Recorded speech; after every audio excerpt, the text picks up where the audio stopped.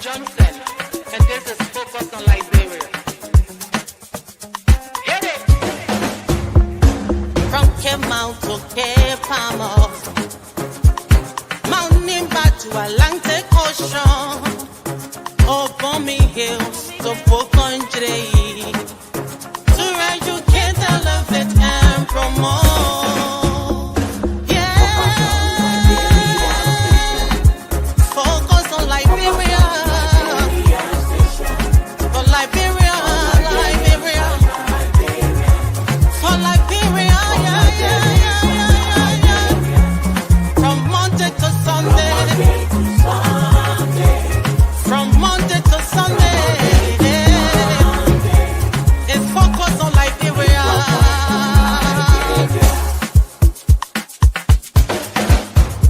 Talk about home affairs, hey, in diaspora, current affairs, hey, reliable information,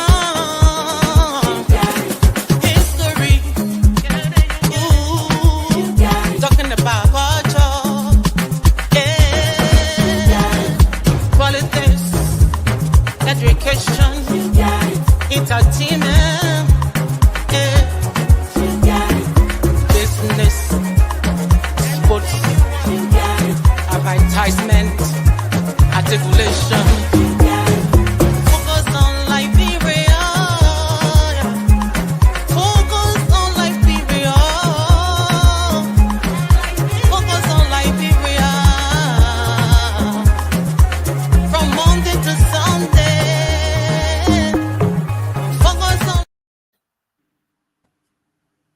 All right, welcome to Focus on Liberia on Friday night's debate. You know, Jimmy, I'm going to try to replicate the intro before we went live. And, you know, in broadcasting is usually difficult, but I'll try my best.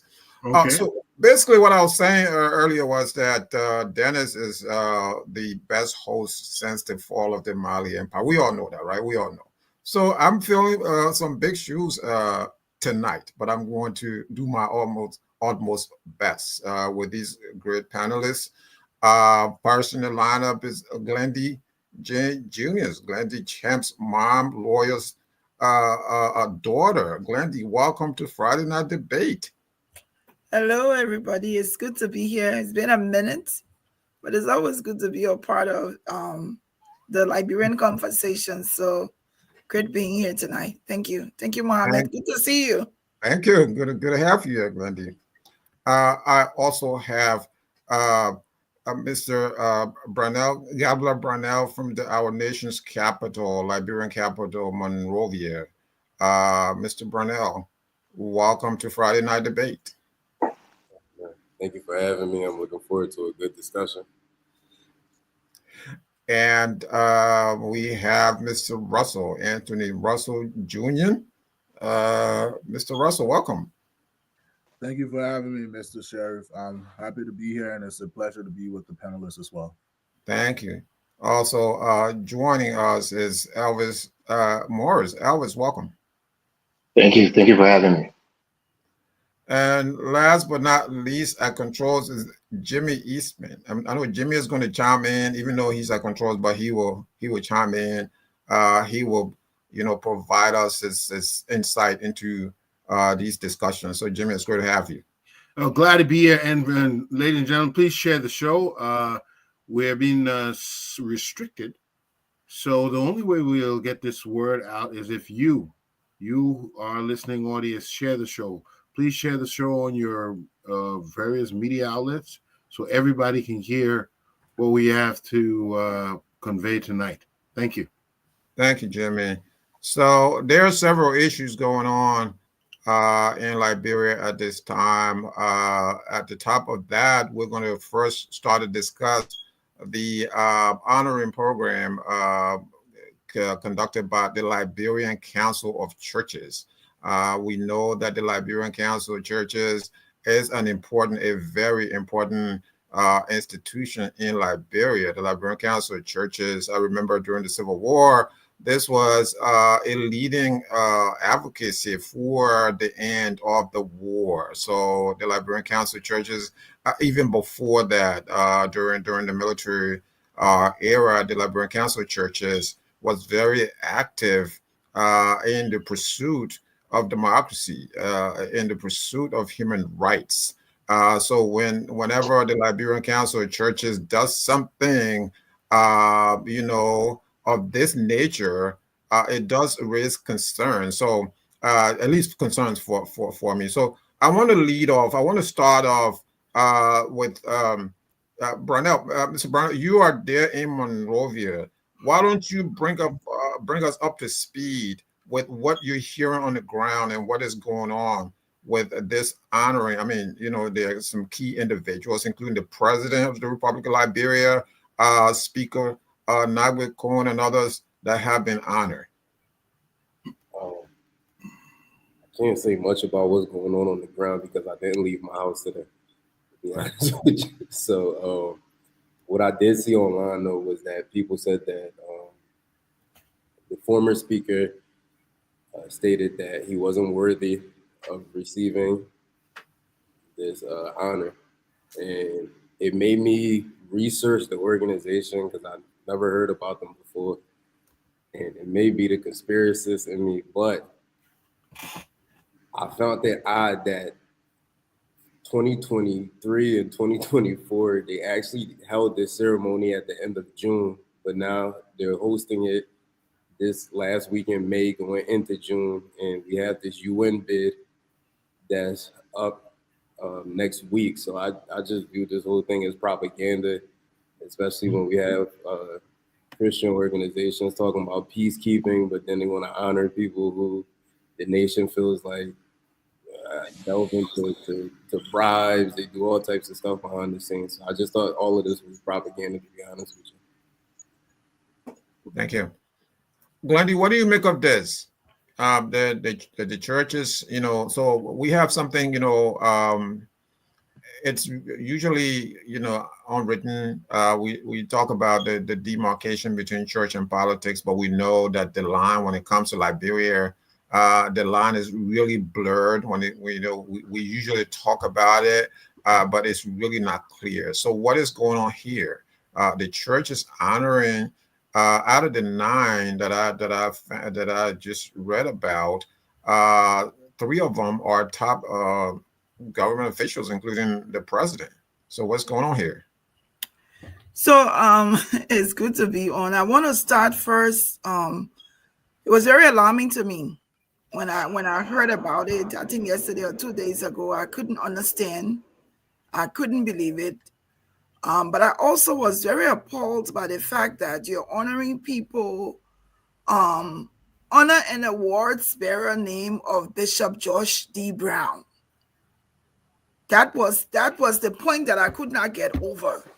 That you're having a program named after George D. Brown, and the fact of that was like, do we really want to? Are we recognizing George Brown with the people that's being honored? And then when you look at some of the people that's being honored, you're honoring Kenneth Bass with Richard Kuhn. It's like, how does that match? What was the need to do the honoring program? Why do it now? So for me, I really didn't. I'm very I'm upset. For the entire program. It's like I can't even understand why it was necessary, why they had to do it, why they had to honor those people. And if you wanted to honor the president and the government officials, then do it separately from those civil servants that you were honoring who truly was deserving of the honor. And so unfortunately for me, I had to say congratulations, because there's no way I would not congratulate someone like Kenneth Bass that they wanted to honor. I don't think it was necessary to honor Richard Kuhn and also have Fanatico Far, who graciously declined it. I don't think it was necessary to do that. I don't understand the gimmicks behind it, but I think it was just a waste of time for me. Yeah, and Glendy, you're up to something there. I mean, the Reverend, we all know the Reverend Brown, George D. Brown, Bishop Brown. was, a prominent Liberian social, justice advocate across the board. So to bring the name of Reverend Bishop Brown, uh, very in close proximity to Nagwe Khan, a guy who, launched the overthrow of the Speaker of the, in the House of Representatives. I mean, this is another, like, it is very antithetical to what Bishop Brown stood for. I mean, a coup in the House of Representatives, instability, chaos in the House of Representatives, the ringleader of that chaos, of that instability. Like, what are we doing? What are we doing here, Liberia? Look, the thing about Liberia now is, I'm just, at some point, I am just over, like, sometimes I say to myself, like, why is it that, sometimes I have to even call myself a Liberian? Because this is very shameful what's going on. I mean, Elvis, what do you think of this? Let me stop talking, because now I can go on for 3 hours for this, okay? And I don't want to do that. What do you make of this? This is shameful. All right. Thank you. Look, I think you first have to understand what the criterion is for one to merit this award, right? And just by looking at it on face value, it looks like it's all over the place because, like Ms. Glandy was saying, what does a renowned public servant have in common with a man who tried to do a coup, in the House of Legislature? What did Fonati Kofa do that, earned him this so-called award? Is this a church award or is it a public servant award? You mean not Because no, I'm saying even for Nati Kofa, because this was a political fight. Right. He didn't do anything in furtherance of or spreading the word of God or doing something that relates to the church. I know he's a devout Catholic, but this is a purely political thing between Kun and Kofa. So I don't know what both of them did to merit this award. But let me just say this. The church, particularly, has been in bed with the Unity Party. And I'm not saying this because I'm a CDC supporter, because when you took a look at... Let's be careful when you say the church, all churches or certain churches? Okay, I would say the Council of Churches, right? And some of its prominent members. Right. When you take a look at Reverend Samuel Reeves, right, who was lambasting President Weah, we can remember during his term, and lambasted him, continuously, only for President Boyka to come into power and appoint him to a board position in his administration. So a man leaves the pulpit and goes into government and sits on the board. How is that how is that in furtherance of gaining more souls for God's kingdom? So I'm telling you that even Bishop Carter Brown, who lately has become a bit more critical of the Boyka's administration, but Boyka, I'll give it to him. President Boyka, I'll give it to him. He's been a man of the church for many years. I remember as a kid, he was, we went to Alpha Baptist. We saw him there with his family. So he's been in the church for a while. So I'm sure he knows these people. They've intermingled throughout the years. Unlike President Weah, who probably just came into the clergy, the last 5 or 10 years. But my point here is, this is Liberia. Everybody has a price. Everybody has implicit biases. Whether they're prelates or they're common man like you and myself, we all have a side. And sometimes when you're part of these organizations, you're supposed to be neutral. And when you see, pastors who become advocates and is speaking against one side, you think they're just advocating on behalf of the Liberian people. But the moment, a side comes into power, to jump on that side and try to work with that government and work in that government, that belies, credibility. It's telling you that this person is probably politically motivated to say some of the things that they said. So for me, I just think that honoring the president is fine in my books. He's the president. You want to give him prayers and give him spiritual, armor to continue as the president of the nation. That's fine. But honoring people who destabilize the nation political system, I don't think that's right. Even honoring civil servants, especially those outside of the church. What's the point of that? I'm sure there are civil servant awards that people can give to these great civil servants who have had great years of service. What does the church have to do with that? This is not a concept of church where you honor certain ministers, evangelists, people who have done great things for the work of, in furtherance of the work of God in the church. So these two things does not correlate, doesn't mesh. This is politics, and you're meshing it with the church. I don't agree with this war going, especially with political figures being involved. Thank you, Anthony. What do you think? It says that the Liberian Council of Churches. So what they're saying is this is a statesmanship award to Richard Cohn. So they have these different awards, statesmanship award. So now he's a Liberian statesman. Okay, so let's look at that and let's dissect that. What has he done? So I guess, you can put out what's the criteria for being a statesman? Maybe I'm a statesman too. I can say that too. All of us can say, oh, we're statesmen and women. I mean, so do these people have any sort of criteria?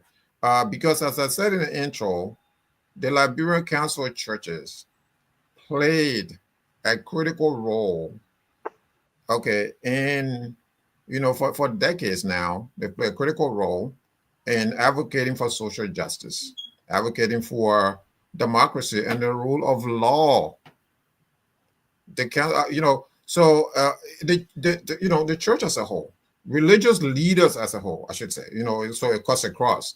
I remember Reverend Father Hickey. Reverend Father Hickey was, a vociferous opponent of please bring Mr. Nangwe up. He's in the back. Oh, okay. I'll do that. Keep on. Y'all go ahead. So I remember Reverend Father Hickey was a vociferous critic of the government, and during the military era, they had to expel him. So he was deported. He was I think he was an Irish priest, Catholic priest, and he was deported. Bishop Brian, others, stood up for the common people, during this era and during the war era. So to align his name, a Hall of Fame is something named for Bishop Brown, to align his name with some of these honorees, it's got to be troubling for you, Anthony. What do you think? So thank you for giving me the time. I appreciate it. I think that this goes to show that Liberia has no line. Any lines in Liberia can be crossed, whether it's politics crossing into economic, whether it's politics crossing into religion, right? We have to understand that. And look at the awards that's being awarded to people like Richard Cohn. You have the Statesmanship Award, which is for, they said the Statesmanship Award is for peace building, governance, and national development during his tenure. And then you have people like Kofa. They wanted to give him an accolade for advocate for justice and the rule of law. And then I'm not sure what they really honored the president with, but I want to dig deeper into making the Liberian people to understand that this is a mockery of what the Bible is and what the country actually is. So you have a bunch of people that destabilized the nation. We don't even know the facts or the investigation findings from the burning of the Capitol down. And then we're out here giving awards to these people. What is it saying about our religion? What is it saying about our politics? And what is it saying about our society? And what is the message that being transcended to the younger generation, right?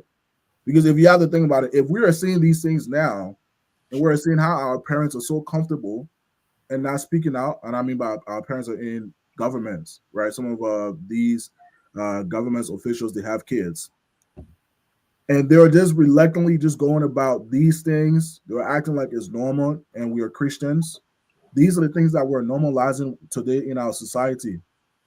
We're not understanding how this is being trickled down to the current generation and how it's going to trickle down into how we see ourselves as leaders, right?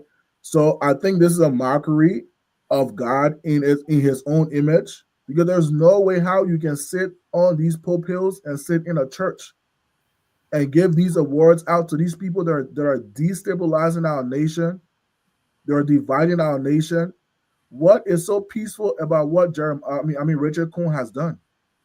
What is so peaceful? What is the peace building that he This is the man that's put his hand on the Bible and swore and said that he was the Speaker of the House when he wasn't. And then he came back and ran again, and then he won. And then he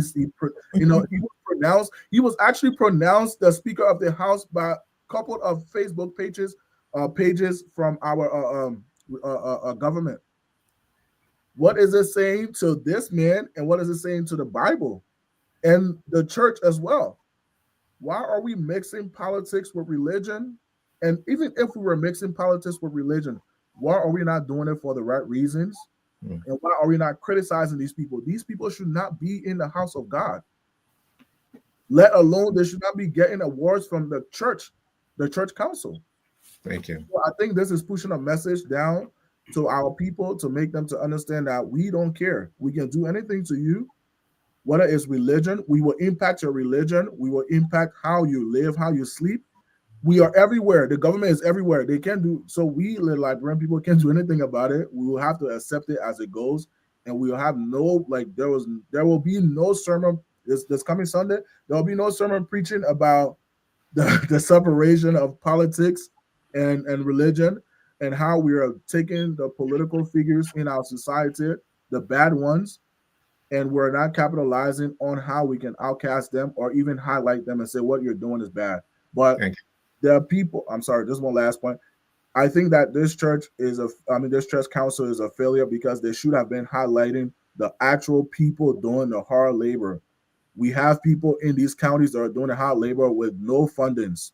We have people who are traveling through villages, through counties that are doing hard labors. They should have been the ones highlighted, not the president, not the speaker, not the former speaker. And I'll rest on that. Yeah, and I don't have a problem with Dr. Tobana Tipote. I don't have a problem with Pearl Brown Bowl. I don't have a problem with those people. I mean, I really don't. Welcome to my good friend J. Victor Nagbe, FOL political analyst, a long time social justice advocate. J. Victor, welcome.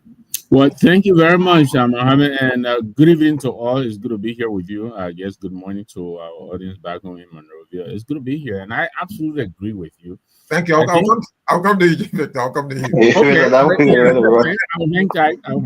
Yes, I'll come to you.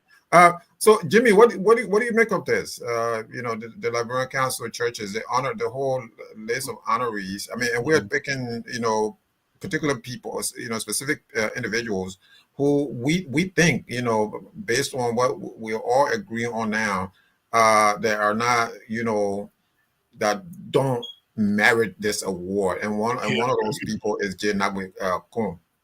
Well, for me, this whole thing is revulsive.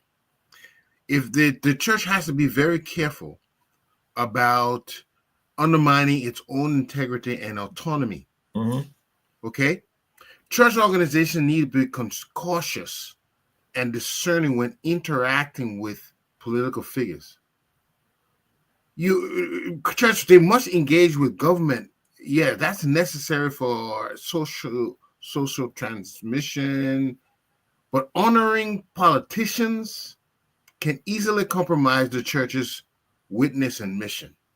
In fact, there are in the Bible, for instance, there are models of prophetic distance. Throughout the Bible, prophets they don't seek favor of kings. They challenge them.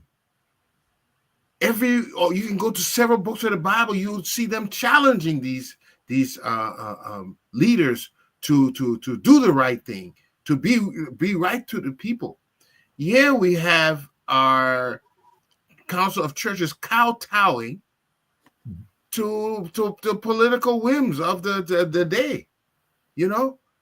If they are blurring lines between church and politics, it's this spiritual authority versus political flattery. What are they doing there? Yeah.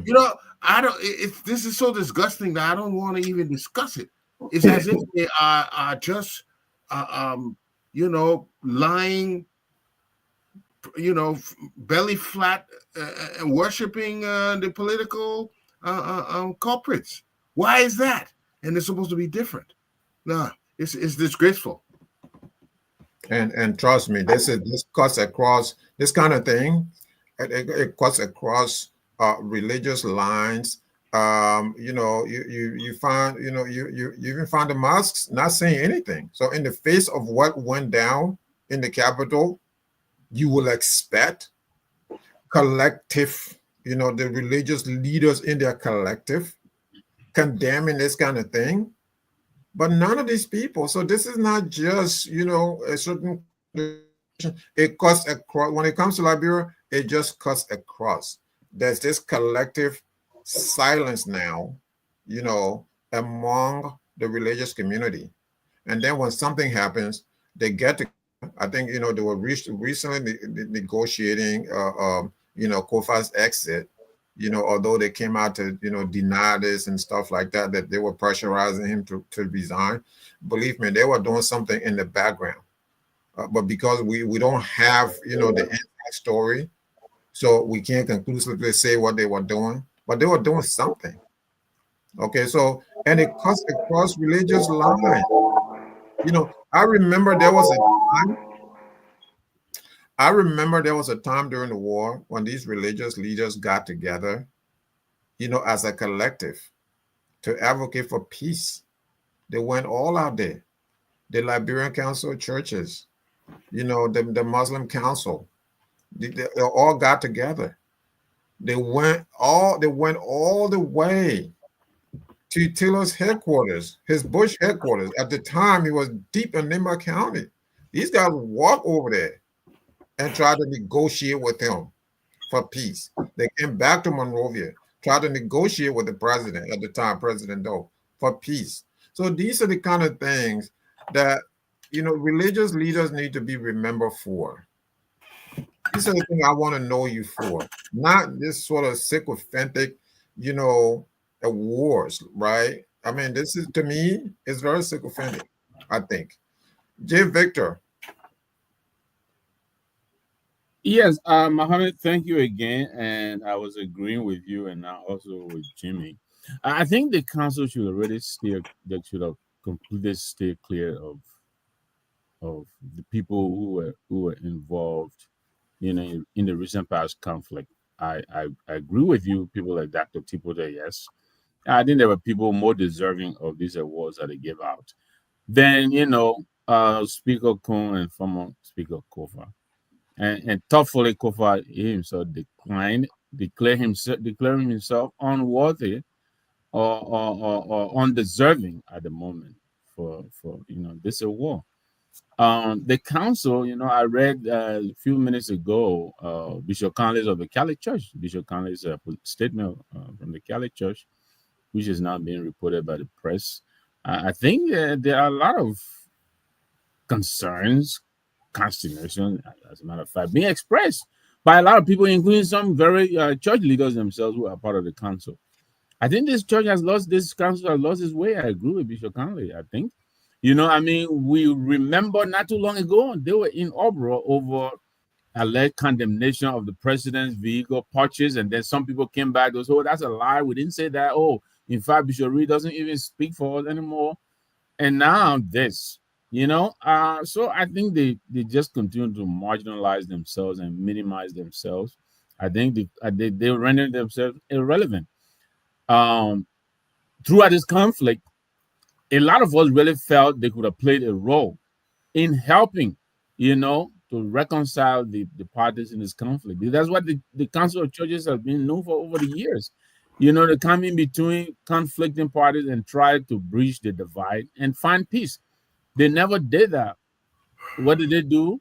They've been pandering to the government because most of them find themselves on these boards and they want to get this board sitting fee. It's really embarrassing. But I agree. I think I don't know if they can go any lower than this, but this has to be an all-time low for the Council of Churches. I mean, you alluded to people like Sheikh Kafuma Khan, Michael Bakala Francis, George D. Brown, Arthur Kula, these doing the day. This is not a Council of Churches. This is not you and I's Council of Churches today. This is a council of sycophantic Council of Churches we have on our hands today. And it's embarrassing. If they have nothing to say, they need to sit down. They really don't need to. I mean, look, some of the honorees themselves, I saw the Council of Boo's reaction. You know, some of the honorees themselves, they were slapping them in the face and embarrassing them, you know. Yeah. So, you know, I hope they pay attention here. They have an opportunity to redeem themselves. I think they're gathering again tomorrow. I don't know what they're going to do, but right now, I think they are on their knees and they need to do something and do it quickly. Just what to add to what you said, Councilor Kofa, he rejected this honor program. He has rejected it. He doesn't feel that he has done anything to merit such an honoree.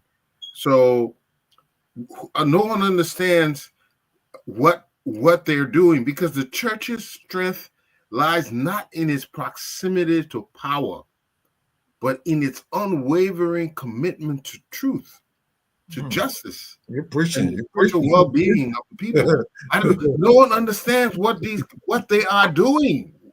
You know, kowtowing to political figures as they are today.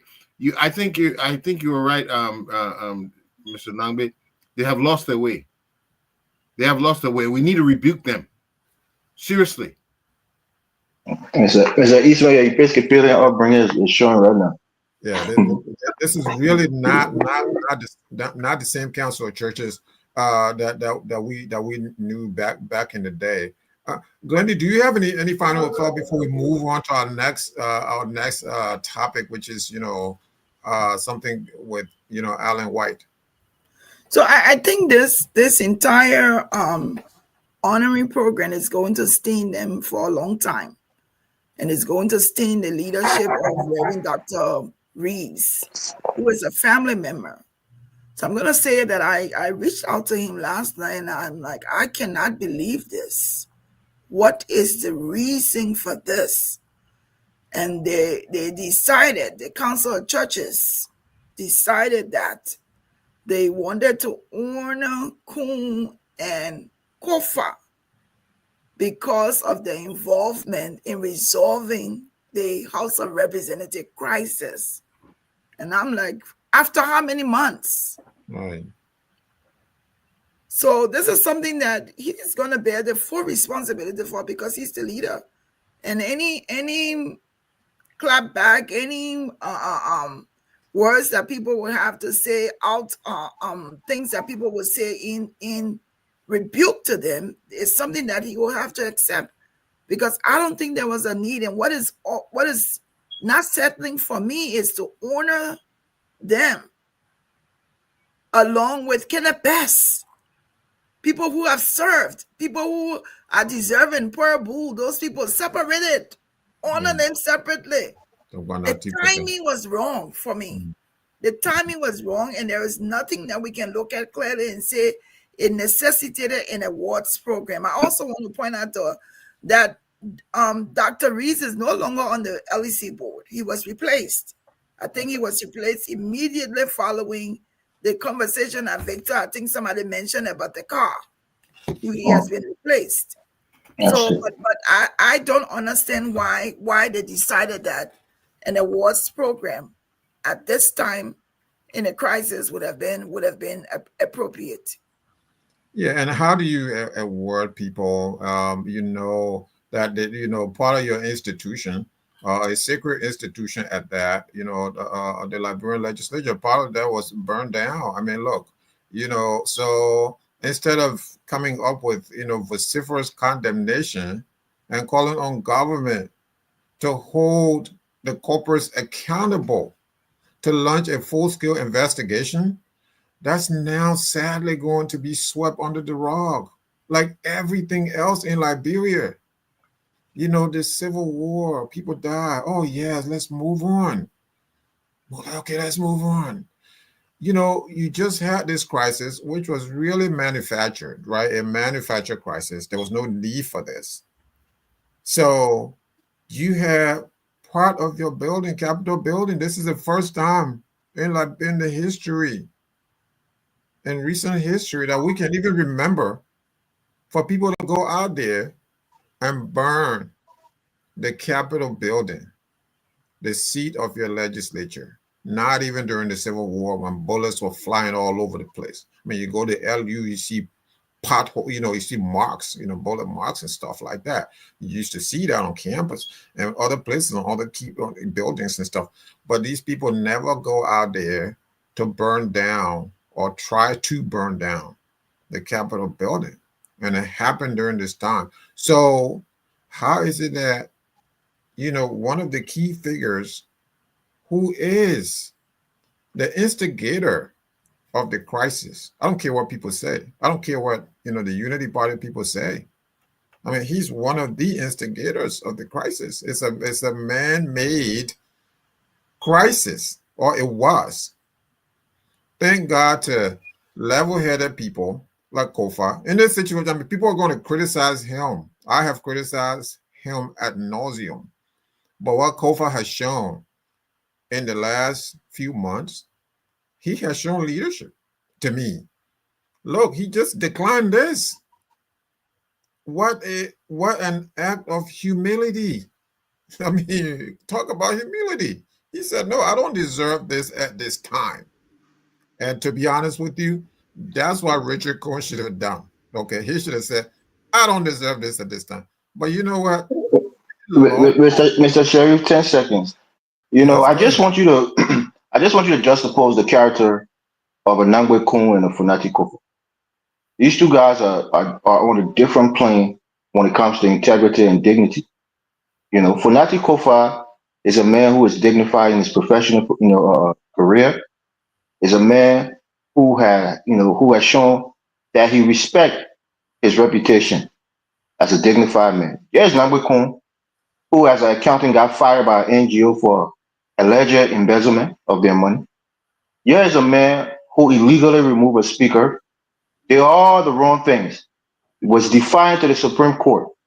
And then went there with no shame face, as we say in Liberia, and took an award that he was not deserving. So it just shows you. So Nati Koba said, you know what? I play a part. I don't think I'm deserving of this award. I'm not going to take it. I'm going to reject it.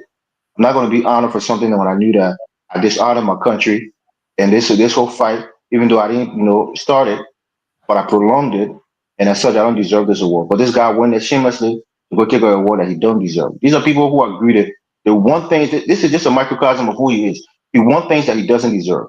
He wants power. He's going to take power. He's going to take all the benefit and emoluments of that office, which wasn't duly, due to him. This is who Nambwe Kun is, and we're in for a long ride. In for a very long ride. But he also didn't attend the program today. He had a proxy. I think Cole represented him because I think Kun was at a program in Sierra Leone. Yeah, so he wasn't physically present at the honoring program today. He accepted the award, which is ridiculous. I have a question for my brother Morris. Did you just call Funati Kofa a dignified what? Yeah, if you want to talk about his past in the United States, that's one thing. But he's a dignified professional in Liberia. I would love for you to talk about his past. Yeah, he prosecuted the likes of Barney Sherman and the corruption King Kong in that silver mining case. He's astute in his legal practice. What he did in the United States, he paid the price for it, definitely. Unlike some people we know who refused to pay the price for the crime that they've committed. But he paid his price and he went back home and he's been serving his people. Started his political. Okay. He broke the law in America, paid his price, and then started his political campaign in Liberia. Yeah. So right. So we will move on because to that point, my response to that was the Liberian people, the people in his district knew this, and they elected him. So they elected him. His colleagues knew this. They had this information. It's all over the place, and they elected him. This is the thing with Liberia, though. So you have a president. Can I ask a question to the other panelists? Yeah, 1 minute. So I want us to move on to the next topic. Before we move on, I just want to ask this question. So, in your opinion, what would be the political motivation behind this? That's why I mentioned this whole UN Security Council vote, right? Why now? Why throw those two names in the mix with all these other honorees? What's the significance on it? Right. In my opinion, when you search up something on Liberia right now, the biggest scandal is what occurred in the House. that's something that can make your entire nation look bad. But yet you have this religious organization honoring the key players in this scandal.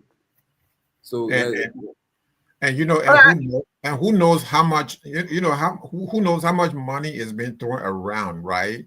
To this is all a push. I mean, it could be you could make the case that it's a push to get this non-permanent seat in the Security Council. I mean, it's something we is don't. going.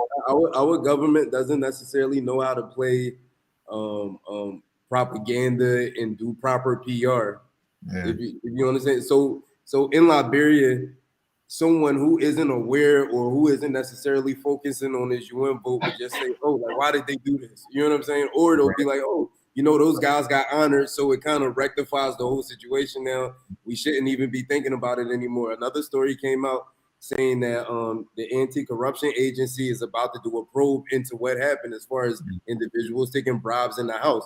So this story is kind of overshadowing this story coming out of LACC. Yeah. Yeah. Glendy wants you know. No, I was just going to add the question. We can have so many answers from so many different angles.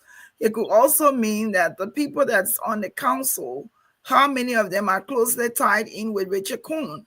What was the vote? How did they come to the conclusion to add his name or to decide on Funati? What are they looking for? What perks do they want to get? So when we do these things and you allow for people to give it different interpretations and different reasonings because no one is understanding why it was necessary to do it now. And if there's no direct information on why, we can say maybe they want perks from the government.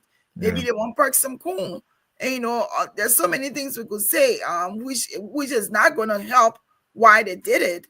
But unfortunately, that's what it is. It's an excellent point. Excellent point. So we will now go on to our next topic. And before that, I will do station identification. This is Friday Night Debate here on FOL. Friday Night Debate is a weekly show on this platform. So the next thing that we're going to talk about is, you know, Alan White, who was you know, found guilty in a Swiss court for defamation, defamation against Civitas Maxima, a human rights organization, and Global Justice Project. We know that Global Justice Project operate out of Monrovia. The head of that human rights agency is Sekou Bility. Does he have some ability? Yeah, it's Sekou Bility. His name is Sekou. So, so these guys, you know, these guys went after Alan White, and you know, no wonder, you know, they went to a Swiss court. Of course, you know, it's the court in Switzerland that's finding him guilty of defamation. And I guess, you know, the importance of this is what does that now do to the government's effort with regards to, you know, moving forward with the war crimes court. You know, at some point, I don't know if this is going to dampen momentum or what's going to happen now. Does anyone want to have J. Victor, do you have a take on this? I mean, to dampen momentum, Mohammed, is to presuppose there was any. I mean, there has been absolutely no momentum on the movement of this war and economic crime court. Ever since it was announced, I think that's the only thing we have had, an announcement. Yeah, Alan White, whatever he you know, issues he's facing, that has nothing to do with us. The issues that he helped to lift up, we've seen them, they're right in front of us. They exist in our country. So that really shouldn't have anything to do with the WCC. I think our people should move up with this court, move on with it. This president stood this court up. We all applauded him. But there were a lot of people who said, you know, this is just grandstanding. There was not going to be anything that would happen. And I think they're on to their second or third leadership ever since, you know, they were elected. But we haven't seen anything. So, yeah, I read the account of Alan White and other guys. This is a case of, you know, the messenger and the message. What does he have to do with the facts and the issue that exist here in Liberia on the ground? I mean, we're living what he's accusing these people of. So yeah, it's Segu then, whatever it is, yeah, let them do their thing. I absolutely have no opinion on that. But what I want to say is we should lift our WCC up and let them get to work. There was a lot of Liberian treasure that was looted by government after government after government. I don't know how far back they can go. I understand they have a 5-year statute limit or whatever it is. But let them get on with the work already. I mean, that would be my comment on that. I'll pass it on to Elvis. Elvis. All right. I think this is important. I think we shouldn't downplay this because Alan White has been a strong proponent for the War Crimes Court in Liberia. He's testifying in front of Congress. I think the late Sheila Jackson was, strongly in favor of establishing the War Crimes Court. The likes of, Councilor Jerome Verdier was all, indicting the administration and, making a case for why there should be a War Crimes Court. And Alan White, as a lobbyist in Washington, D.C., was a powerful voice that backed that effort. So the fact that you had a person called Gabriel Massaquoi, who was a Sierra Leonean national, who had, Jabril, or Gabriel, actually, if I'll call him, who was a Sierra Leonean national who took part in the Liberian, who allegedly took part in the Liberian War, and was called Angel Gabriel, because he was deemed to be the one that would send you to God, quote unquote, by killing you. So it came out that he was working with Alan White and had testified in the Sierra Leonean, court, in the TRC court. And that, Alan White had put him in a safe house during that time period that this alleged act and atrocity took place by Gabriel Massaquoi. So Alan White went to testify on his behalf, an alleged war criminal who was on trial for his atrocity in Liberia. Alan White went there to give, the alibi that it could not have been in Liberia because the fact that he was under his witness protection in a safe house in Sierra Leone. And in doing so, he tried to discredit, Hassan Belete and Silva Maximus, by saying that they were lying, the fabricated information, the brought witnesses that wasn't, truly witness to the crimes that he committed. So in doing so, he allegedly defamed these people and they took it to court because this was going around at the time that these guys are lying on the man. After all, no offense to you, Mr. Sharif, but it was like they were targeting, I don't know if Massaquoi is a Mandingo, but they were targeting Mandingo people. And even Hassan Belete, he himself is a Mandingo man, but he's always targeting people who fought the war, who were Mandingos. So I think they defamed these people by trying to make them, to make them seem like they were lying and fabricating information to bring people to justice.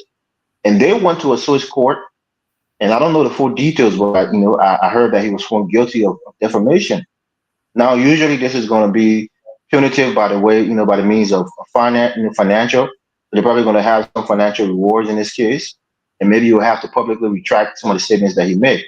But I think now Alan White has to be taken off of this whole war crimes court. Remember when he went and President Boyka, I think it was just President, proper, and he went and had a big meeting with him and did a whole spectacle about how he's in favor of the war crimes court and who are willing to support the court and blah, blah, blah. I think he has to be disassociated with this war crime court now because he is a fraudster. We know that he was working with the CIA during Charles at the time when he was in Liberia and he almost got killed in a hotel room. We know all of these things. He's an asset of the CIA. He's a person who does clandestine work, So he shouldn't be so close for our war crimes court. He's a person now who should be a persona non grata in our war crime court process. But I think this is important because he has been a big figure in this whole war crime court thing. He was against Prince Johnson. Prince Johnson is now gone. Now he's trying to go after the civil servant and people who have been advocating for this war crime court tirelessly and has done tremendous work to bring some people to justice who committed heinous crimes in our country. So we must applaud the likes of Hassan Belete and Silva Maximus for the work that they've done, and nobody should be allowed to try to discredit them or defame them. And I think this was justice, and justice was worth serving. So you're saying that Alan White, because he was against Prince Johnson, was against certain people, so he shouldn't be taken seriously? That's what. No. What I'm saying is he personalized it, right? He was this person who was personalizing it against Prince Johnson. We know what Prince Johnson did. He should have faced a war crimes court, but he tended to personalize it rather than fighting for the court in its totality, that everybody who participated should have been brought to justice. But he kept going after Prince Johnson, making threats, trying to spar with Prince Johnson as if it was only about Prince Johnson. So we're saying that he's not neutral. He's very biased and very, poignantly biased. He tends to pick somebody and go after them vociferously. And I think that's wrong. Yeah, but Evans, with all due respect, I don't think I think you're mixing these things. The war crime court for Liberia is a Liberian government thing. Alan White is not a government. He's not a government person.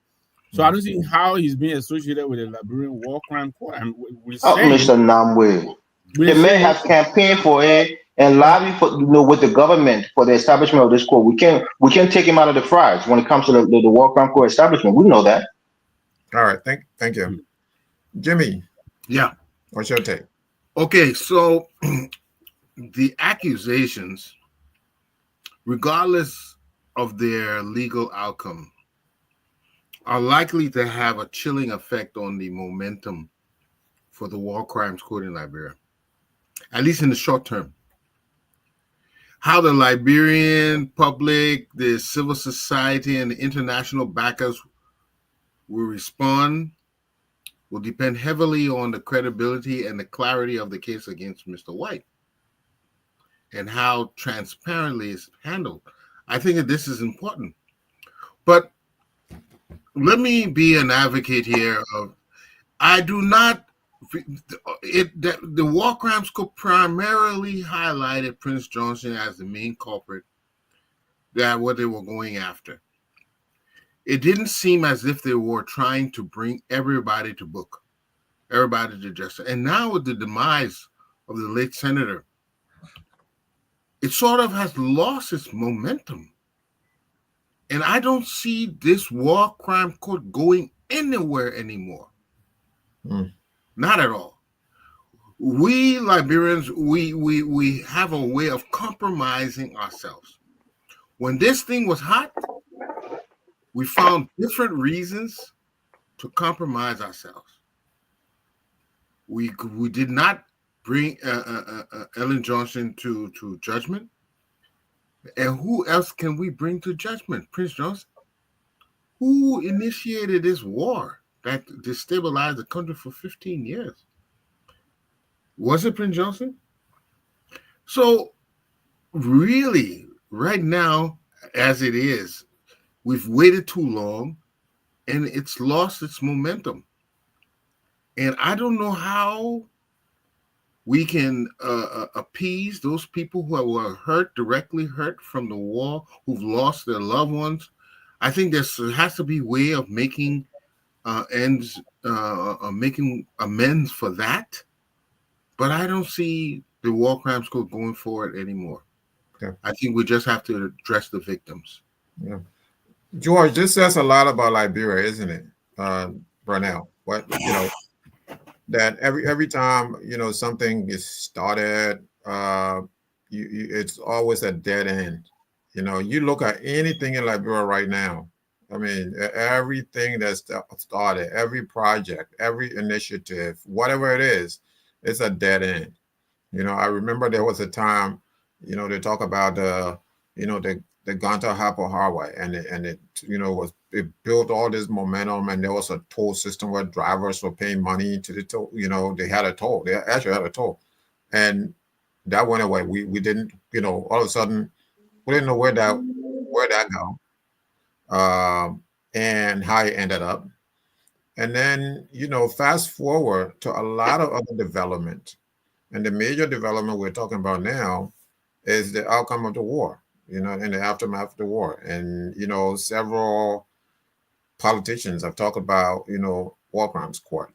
George Weah talked about it. People talk about it.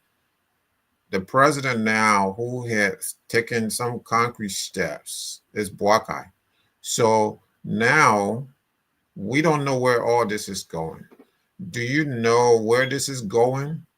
Do you have any idea where this is heading? No, I can't predict the future. However, I do think we should follow the money. From what I understand, we can establish our own war crimes court. We don't need international help. But I think what happens is a lot of our leaders actually look at this as a money grab. And when you have international organizations playing a role in this establishment of the court, you get access to funding. And I think that's a huge issue right there. I don't know how much it costs to establish a court domestically, but I know our Constitution does allow for it. And you can be held for murder, rape, all of those things underneath our Constitution.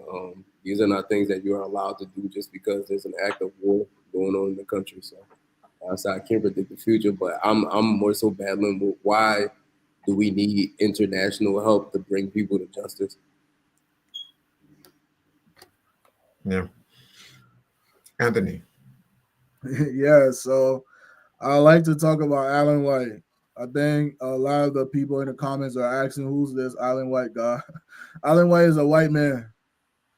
He is a white man that's trying to bring people to justice. Why is it that our own people are not bringing our own people to justice? You know, is our Constitution not working? Is it not capable of bringing our people to justice that done us the most and I would say traumatic crimes? But Alan White, he was accusing people like Hassan Bilate.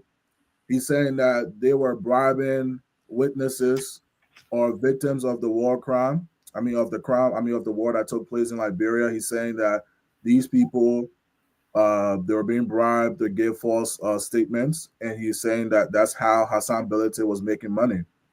And there was a court in Switzerland as well too that stated that they investigated and they found out that it wasn't true. His claims weren't true, right?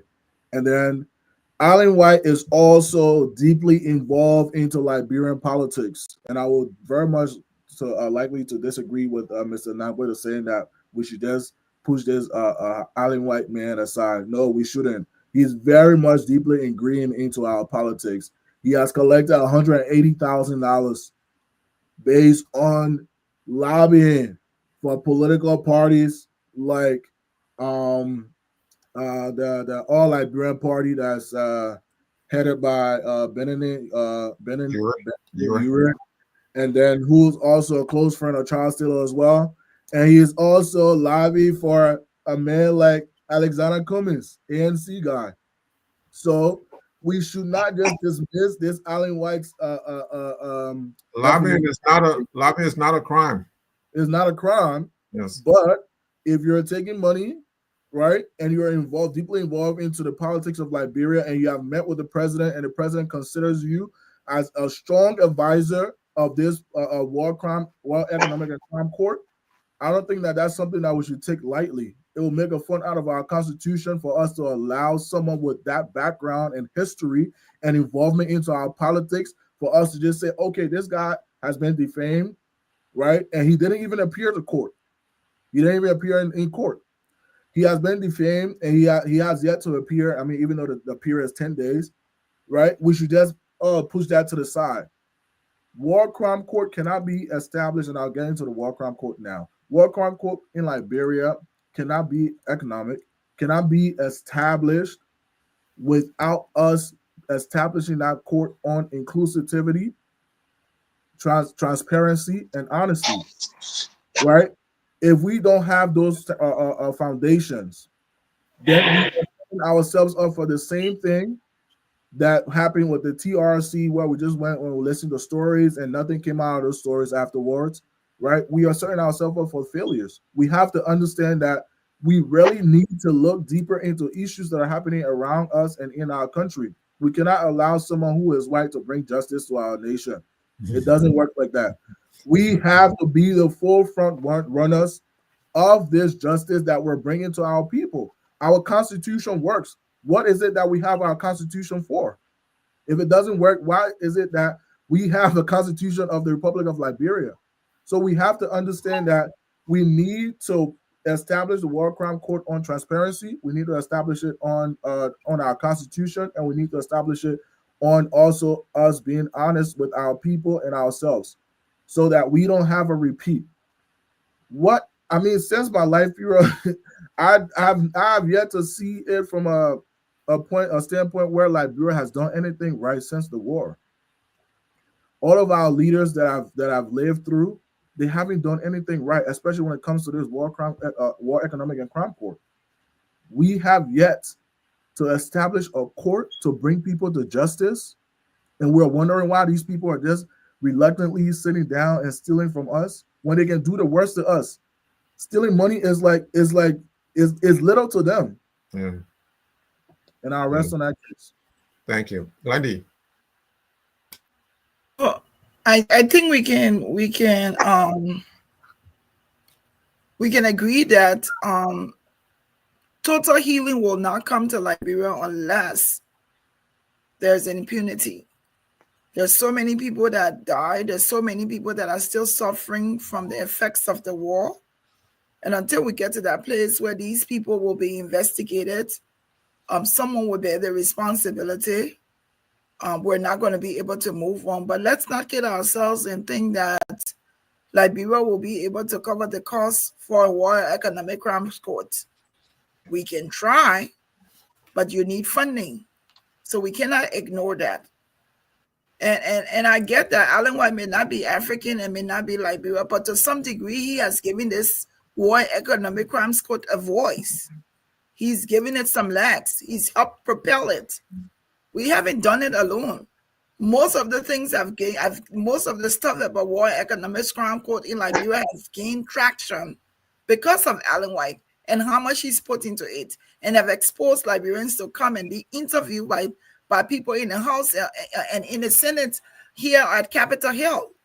So to some degree, he's done something to give it some legs, to give it some voice, to give it the publicity that it needed, because Liberians alone we're not going to be able to bring it to where he's been able to bring it. So I don't want to be ungrateful to what he's done and the voice that he's given to it. But I will say the fact that he's now being accused is going to tint his reputation, so that people will now look at him as not being unbiased.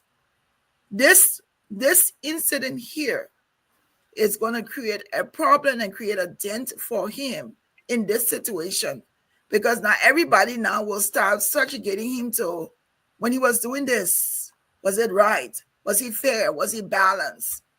So I think this is going to cause, I don't know who else is going to stand and take the mantle from him for what he's done, but I think this to some degree is going to be difficult to have him align again with the war economic crime court if he is to face the charges or whatever they've alleged on him or put on him.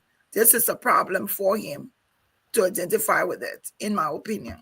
And you know, Glendy, the thing here is, right, this is a Swiss court. This court is no wonder. So this whole litigation occurred in Switzerland, right? Mm-hmm. And Civitas Maxima is a Swiss organization. Mm-hmm. They're headquartered over there. So I don't care what anyone says. This is all political again. Yes. You have people fighting one another over Liberia's affairs.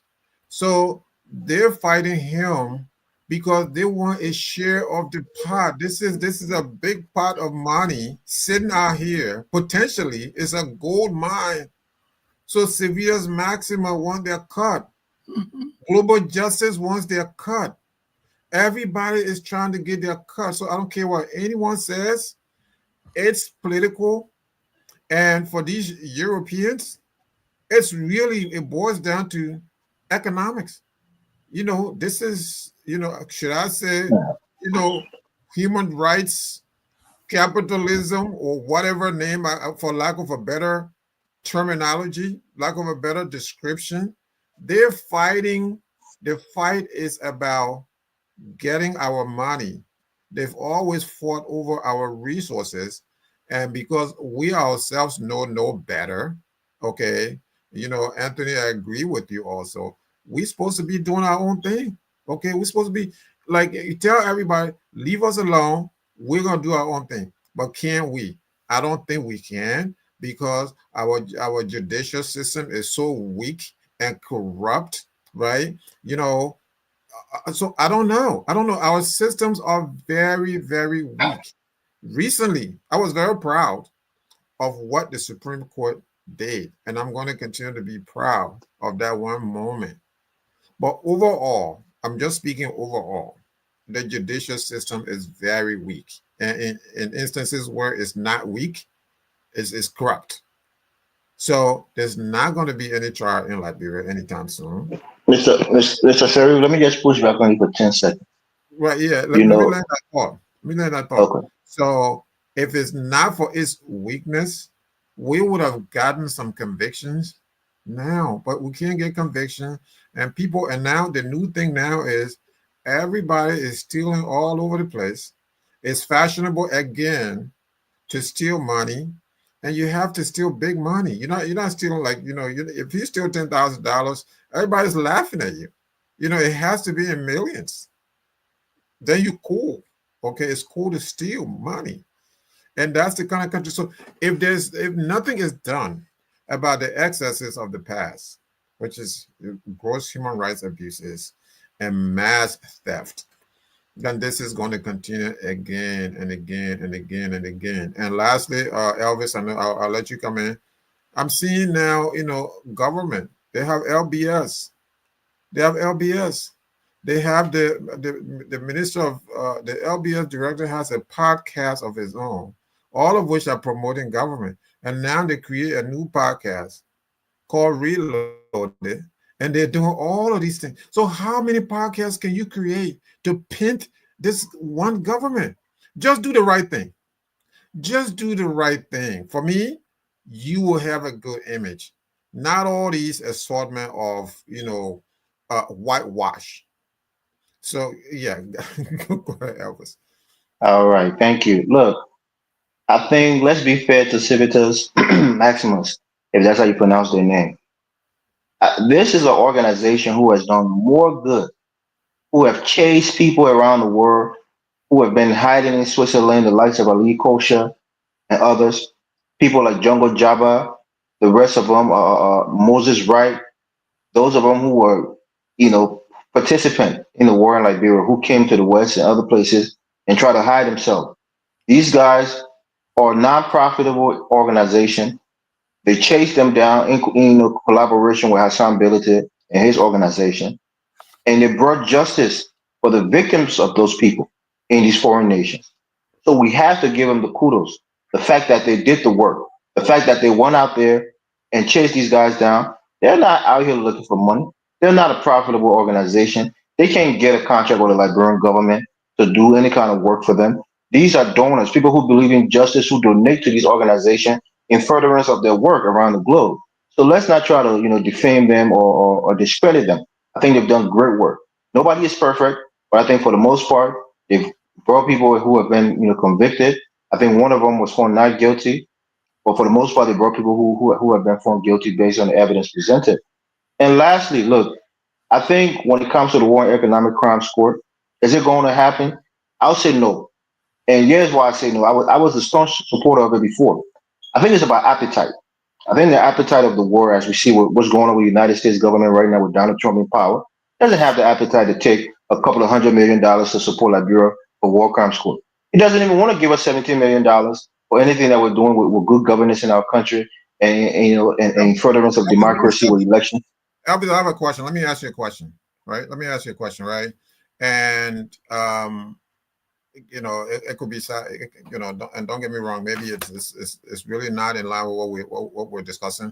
But let me ask you: would Civitas Maxima be able to go after the murderers of Patrice Lumumba? Would they be able to sell this to any European and get money off of that? And say, okay, we're trying to raise funds to go after the murderers of Patrice Lumumba in 1961. You think they're going to generate money off of this? Thank you. We're going to now go raise funds to prosecute Europeans who killed 10 million Congolese between 1900 to 1960. That's how many Congolese these people killed. They murdered.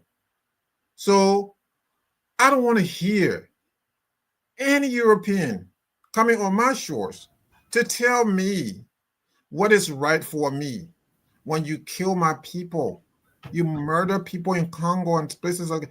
They can't go around the world. They can't go anywhere to raise funds and talk about, okay, we want to arrest the Congolese general, who the European general, the Belgian general who was responsible for Patrice Lumumba's murder. I think he's 90 some odd years old now. He's very old. He's somewhere in Belgium. Why are they not going to arrest him? Because they can't make money off of that. You got to come. Let me finish up, Mr. Sherry, please, if you permit me. All right. I don't want to be derailed by the Congo issue, but I think it's insensitive to say that. Yeah, 1 second. I think it's insensitive to say that the justice that these people, that these people fought for the Liberian people who you may know, people who family members were killed by these very people. The thing that these guys being brought to justice doesn't mean anything to them because it was brought by a white organization. I think that's insensitive, and I think it's unfair to even say that. Look, we don't have the resources. That's why somebody like a Hassan Bility, whose organization is working in collaboration with these people to help them bring people to justice. If they had all the means and they had all the sophistication, they would do it themselves. But they don't have the resources, and these international organizations have the resources. They have the sophistications. They have the know-how, and they can help you bring to justice once you give them credible information, and they can double check it and corroborate with you in a court of law. They can help you bring justice to your people. So for all of these victims of the likes of Ali Kosher, the like of Jungle Jabba, the like of Moses Wright, and all of those people, even though Moses Wright hasn't been brought to justice, all of those people who have been brought to justice by these organizations in collaboration with the likes of Hassan Bility, they should be applauded. We still have a lot of people who committed atrocities walking around, but for those hundreds of victims, they should be thankful that these perpetrators were brought to justice. And I think for that, we must give them some props instead of trying to defame them and discredit them. I pass the mic. Can I come in real quick? Yeah, go ahead. Because I see the point that Mr. Sharif is trying to make, and I want to also just say to everyone listening. So this organization works off of $2 million a year, $2 million Swiss francs a year. So I don't know how our government wouldn't have the same amount of resources to do the same job. And somebody in the comments right now is saying you don't need War Crimes Court to arrest those who are involved. When you hear on the ground in Liberia is odd because on one half, you would believe that the majority are screaming for a War Crimes Court. On the other half, when you're walking through the streets, they treat ex-rebels as if they're like baseball players. Like everyone knows who this person was. Oh, that's so and so. He did this. That's so like, and they kind of champion them. To be honest with you, so I don't know how they can actually identify whether or not the entire country wants this. And I think it's just, once again, it's just a political angle because it's not something that you need international help to do. You don't need international help, especially if I can see that this organization only received $2 million a year.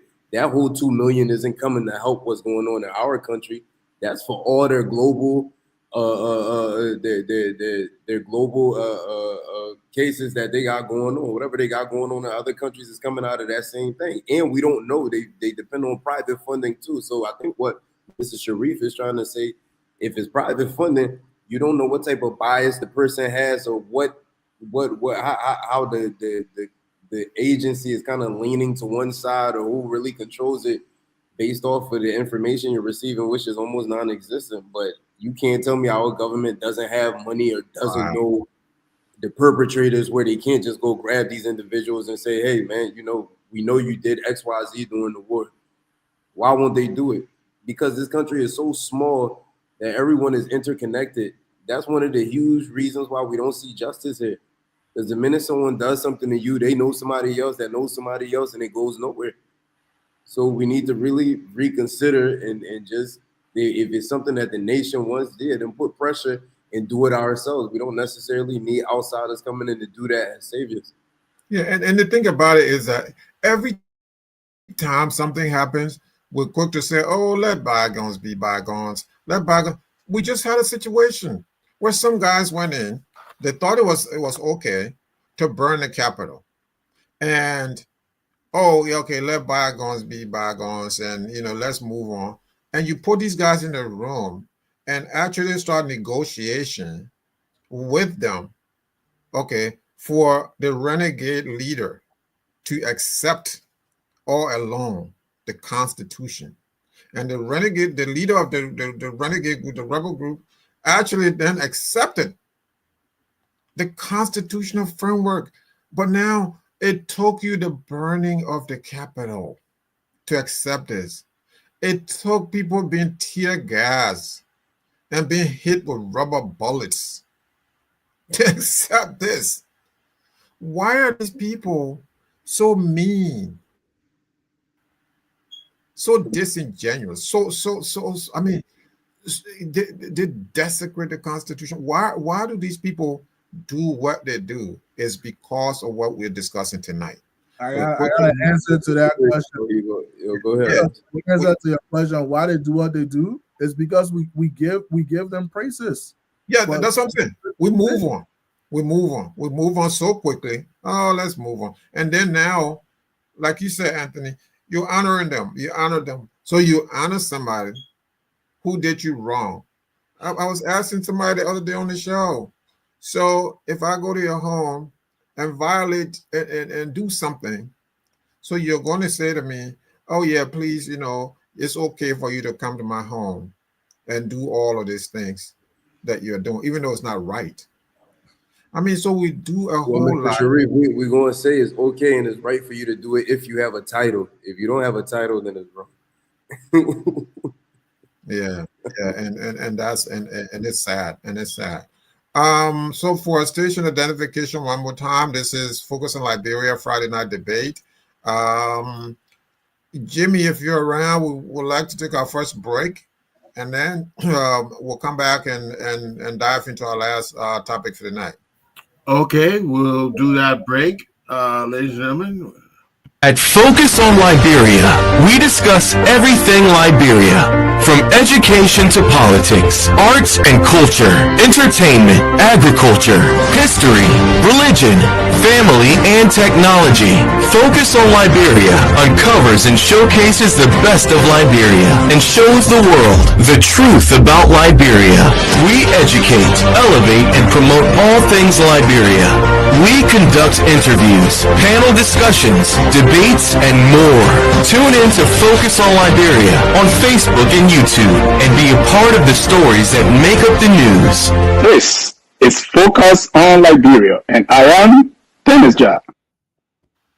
At Focus on Liberia, we discuss every. Welcome back. If you're just joining us, this is Friday Night Debate. So we're going to get into our last topic for the night. Now, this is a very serious situation where the president was involved in a near catastrophic incident. Returning back from Nigeria, and I say this first of all. My heart, goes out to, everyone, those who are involved, including, the president. We're thankful, very thankful.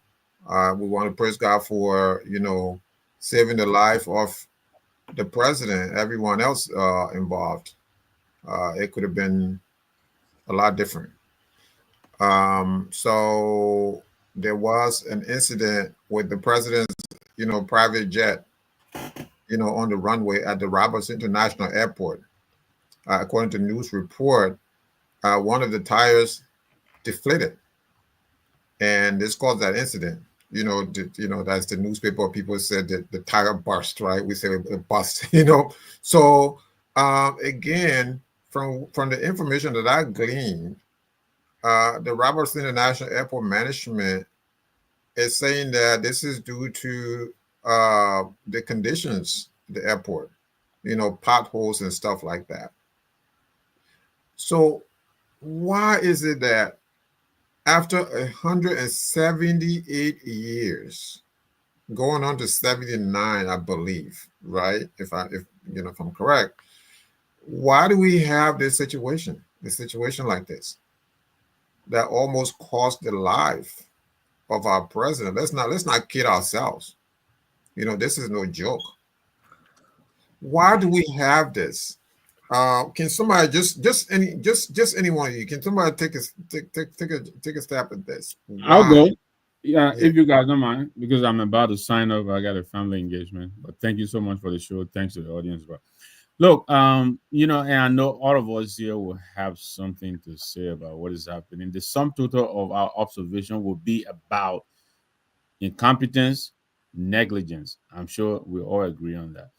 This airport has had so many problems, and really, some of these problems they seem to be, you know, problems that can be easily addressed, right? Um, we know of the lights going out. We know of the not too long ago another plane came and ran off, the runway because the size of the place. Yeah, I think it was Air Morocco or Air Brussels. There are so many things that have happened here, and now it looks like the seriousness of what is happening is increasing in magnitude. The president could have died for all we know, right? We could have lost a president of the Republic of Liberia due to either negligence or incompetence. If they say, the gear didn't deploy, that's negligence. Maintenance, I think that could have been, I don't know. Now, if they say there were potholes on the runway, then what is that? Maintenance again, incompetence. The airport should be, that's why they're paid. Make sure the runway is in usable condition. So now we have a tire and the president, I mean, the photos we all saw, the videos and all of that. This is serious business. But what is even more alarming is that this president has said nothing. Peep.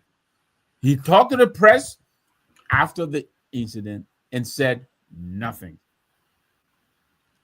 He said nothing. I think this is what most of us find very troubling, because what is happening is his appointees now are not afraid of him.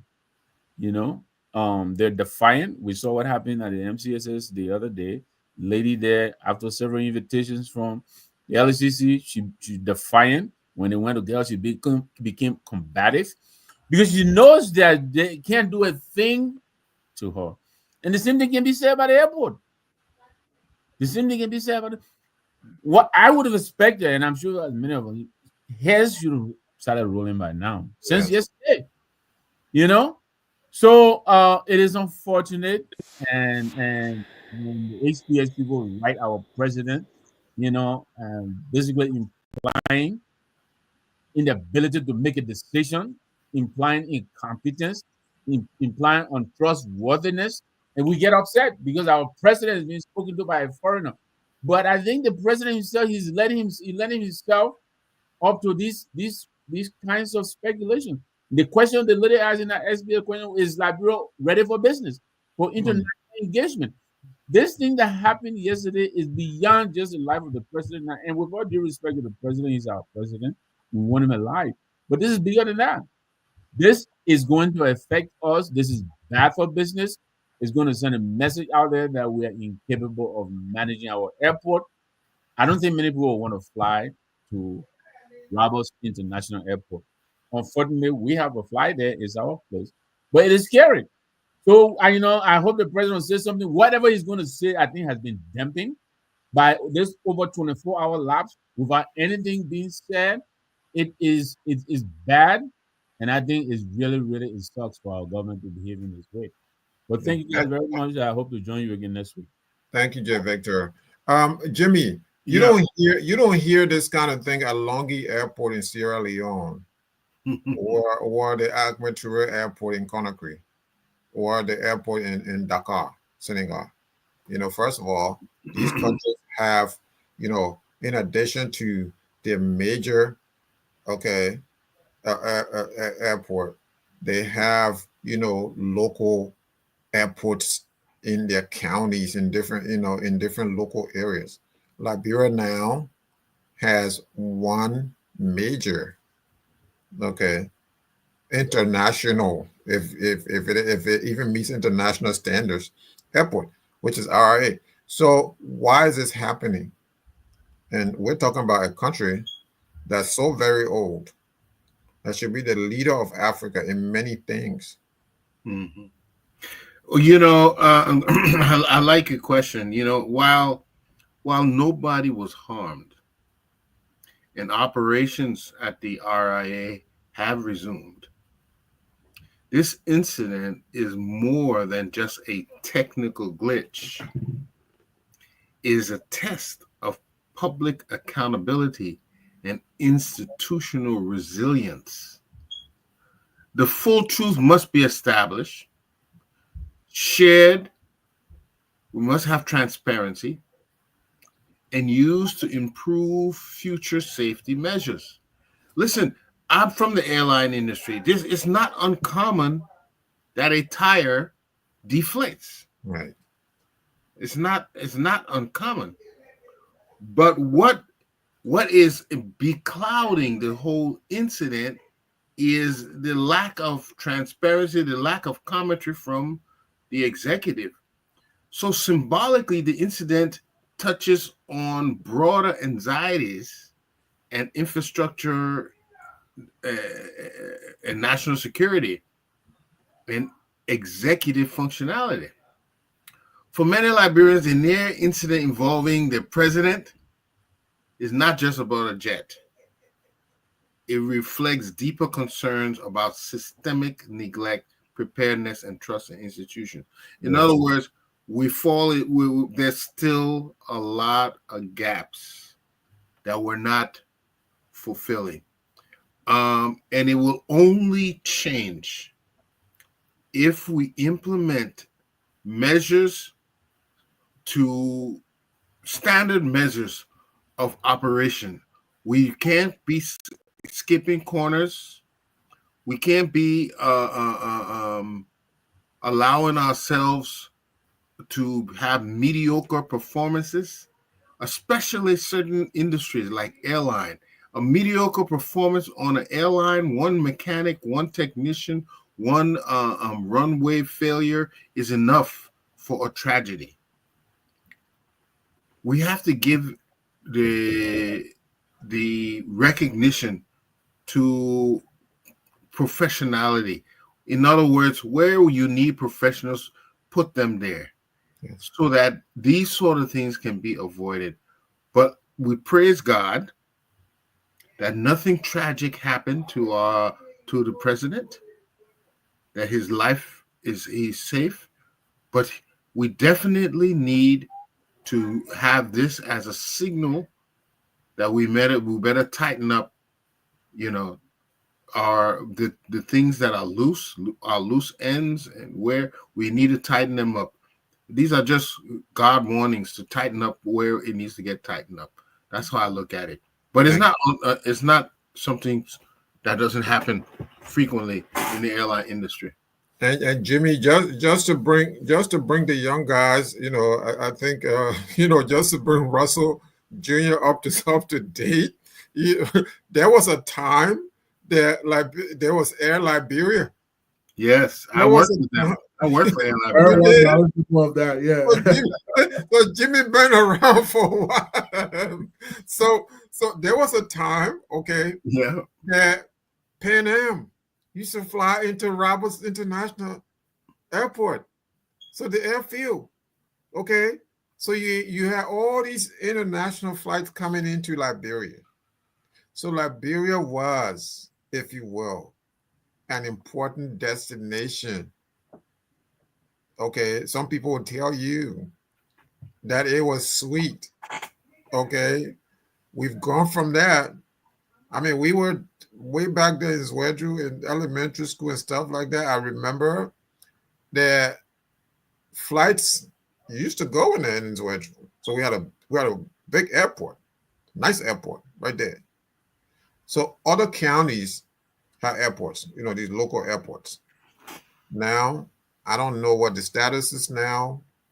Why is it that, you know, maybe that's too much to ask. Okay, just take care of Roberts, just take care of RA first. Okay. And we'll worry about all these other ones later. So that's how backwards we've come now. That's how, so this is not just this one incident that I'm looking at.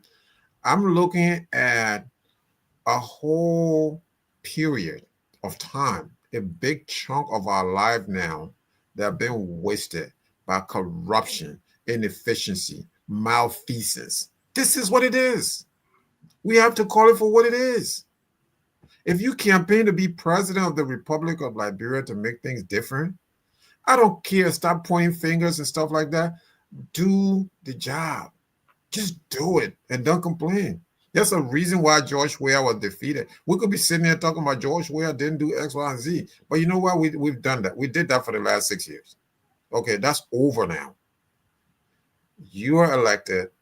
And I joined Jimmy. I mean, we're happy that the president and his entourage life was saved. That they got out of this thing unharmed. Praise God. I want to take a different approach on this. Yeah, I still believe that this is incompetence. This is incompetence. Let's go to Brandon and then we'll come to you, Elvis. No, go with Elvis because maybe his approach I might have a rebuttal for it. Okay, Elvis. Hey, you want to rebut me? Look, let me say this, right? First of all, you don't take a 30-year-old jet from a foreign national and make it the private jet of the president of Liberia. It's a security concern. Second of all, there should be a 20 to 100 point inspection for every flight before the president gets on that jet. You have to inspect the tires. You have to inspect the air pressure. You have to inspect the cabin. You have to sweep for bugs. You have to do an entire security, sweep and inspection on that aircraft before our president gets into. And then you have to make sure that the runway is clear. When the president is coming in, just how you see people be clearing the road when he's just driving down the road in Painesville, they should make sure that the pathway for the president landing is clear. No debris is on the runway. We don't have people in the field of aeronautics to really help to secure our president. When it comes to on the ground, you got 99 security guy, you got 1,000 people that will be behind the president that's boarded that. But when it comes to more sophisticated things, we lack the personnel to really carry out these things. And lastly, I just want to point a little, point a little finger in the eyes of the United Partisans. When George Weah couldn't come to the airport because there was no light, it was a big deal. It may have destroyed the country. When the light went out the Robert Field, it was a terrible thing. Now we've had, two minor crash on the runway of the Roberts International Airport. So it was I think it was Air Morocco. Another one with Air Brussels that had to be turned around. Now with the president. So I'm trying to tell you that if you take Donald Trump, for example, or let's just go to Barack Obama and make him president of Liberia today, it doesn't change the quality of personnel in the country. Just because you have a reputable person at the helm of the country doesn't mean that you automatically get qualified individuals who's working in the government. You can't import Americans and put them in Liberia because you get a qualified president. Same thing is going to happen with Alice Cummings. If you have incompetent people, you have to train people who are more competent to replace them. It doesn't happen overnight. So my point here is when people who were playing political games are trying to, shame George Weah for the airport not being up to par, which it wasn't. The same thing is happening in this government. That's why you see President Boyka don't want to talk now because everybody that works in that airport is his people. The director, the FAA people, those are all his people. And the same incompetence is being shown in the country today. And his life is being put at risk. So God forbid, we all thought he had health issues, but maybe his demise may not even come from a health emergency. It may come from a crash. God forbid. God forbid. So our president should not be in a 30-year-old airplane. We don't know the health of the airplane. How did he even get it? The same thing we saw with President Weah. Now we're saying that he has a jet, presumably from a Nigerian guy who was a friend of his. Mm-hmm. How does this plane, what's the health of the plane? But he's just setting, and the fact that he travels so often. Look, airplane is a machine. If you go into Nigeria, you get on a jet. You go to Ghana, you get on a jet. You travel so often on this airplane, and you're not maintaining it at this optimal level, God forbid, you're almost destined for something terrible to happen. So I think the president has to be cautious. I think if we have to really come together as a country and probably buy a new jet for our president, maybe something like a Gulfstream or something, something light, but that Yeah. we can buy brand new and inspect it and make sure we have the personnel to maintain it.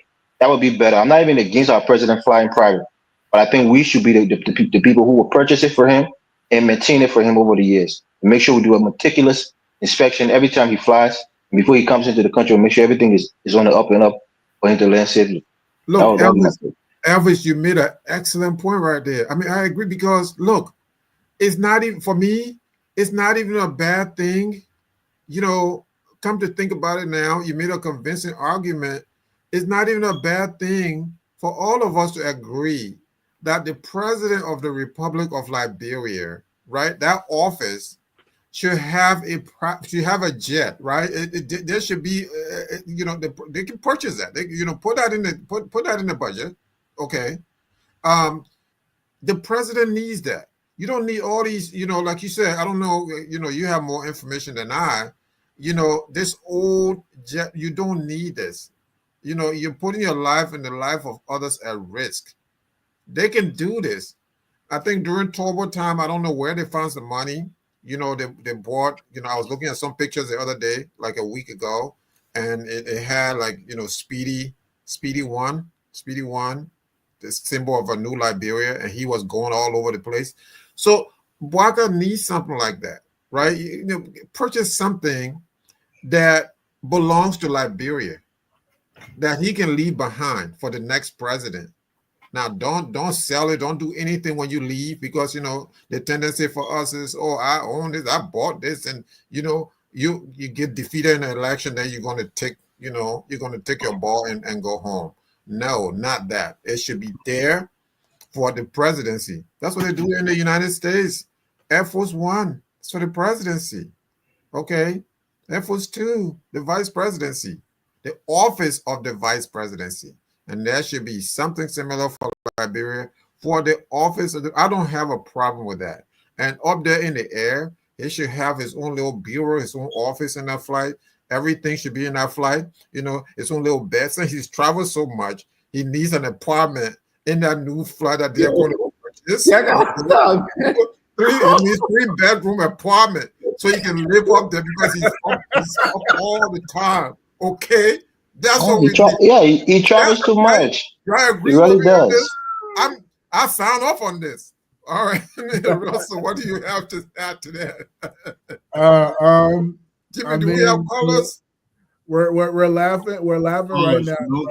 No callers at this time. It's a very serious issue. We already know that we are very limited with our budget, and then the money that we're supposed to be allocating to our rightful safety, we're not allocating this money. And I will guarantee you, not one of the people in the House of Representatives or the House of Senators, they will not come out to allocate any money towards RIA management or the LAA. Because why? It does not concern them. They were not in our flight. They saved, they got home, they're breathing, they're alive. Another day to live and steal. Sorry, you'll continue. Dakoti said because all of his money went to the bulletproof car. Just stop it. This is a lack. This is how Liberia is, and we have to understand Liberia as it is, right? And one of my friends said that if someone were to explain Liberia to you, and they actually, do you understand it? And you said yes, you understand. That means that you didn't understand Liberia. You didn't understand the explanation they gave you. Right. Because why is it that it has been past 24 hours and we have no word from the president, we have no word from the executive? Right. And I want to point out some things as well. The RA management accepted responsibility and it said that there was maybe a pothole issue. Yes. And then LAA came and Liberia Aviation Authority, they came and they said, oh nah, those claims, we dismiss those claims. So who are we believing here? Right. Are we believing RIA management, or are we believing LAA head of office? And like we have all stated on this show, we have yet to see the president come and assure the people. There were people that were supposed to travel. they had to pause those flights. There are people that were supposed to leave Liberia. Yes. Flights were canceled. We have not seen the president issue a public statement to say, my people, I'm sorry. It was a little one-way issue. We will fix it. Like, give the people some form of reassurance. We And have you will continue, right? Russell, you'll continue. You have ELBC or LBS, whatever. You have the class reloaded. You have the class reloaded. You have Fagon podcast. Okay. You have Costas coming up with them now. So you have his podcast. So yeah, you mean to tell me you can't go through all your media institutions that you have running in that country? You know, but yeah, go ahead, man, because I can't. These people. I think that it goes, and it makes me to understand that these people don't just care about their livelihood about the Liberian people. They also don't care about their livelihoods as well. Because how is it that you're flying in from Nigeria? I think Nigeria is about 7 to 8 hours flight. Don't give me credit to that. I think it's around, right? It's probably less than that. 4 hours. 4 hours. 4 hours. It's flying on his private jet, so it probably might be less time. Okay, but are we sure that this private jet has the right maintenance crew? Right? Are we sure that our IA is rightfully being taken care of after every flight arrives? These are the things that international airports do, and they won't do those things unless the budget is not allocated to this. Now, if the budget is allocated and they're not doing their job, you can make the argument that, okay, these people are reckless and they're not doing the job. Right. But the budget is not there. So you cannot talk to me about anything about maintenance. You want me to maintain something that I'm getting underpaid for? Do you want me to maintain something that I will have to? I don't even, the money that you give me said, when I even give me motivation to go out there to go check to see if any, who knows? It might have been something that if the people of Liberia say, oh, you know what, we praying for change in the country, but God might be looking for an answer for them. I hope Who not. knows? Who knows? I'm not saying that, but we have to look at this thing from us, like Dagonti is saying. Where is all this money going? Why are we paying these people over plus money that doesn't care about even their own safety? We've seen it now. These people don't care about their safety, and those officials that are on the flight will not come out and express anything. But we're here praying for their safety, which is good. But how am I praying for someone's safety more than they are praying for their own safety? They don't even care about their safety. They're not showing me that they care about their safety. Why should I do these things? And it goes to show why we have the leadership that we have today. We don't take things seriously, and this issue will just go on as it is. And it could have been another a passenger flight. People who have been disturbed and traumatized about something like this, or it could have been an international person that was coming for business purposes. Yeah. And now what happens to that person? Or it could have even been a smaller plane that had that issue and it would have crashed. Yes. We're not hoping for the worst, but these things happen. But the fact of the matter is that the executive has not concluded. They haven't given us a resounding statement to say, okay, my Liberian people, here is the issue from the LAAA that we gather and the RIA, and we will fix it.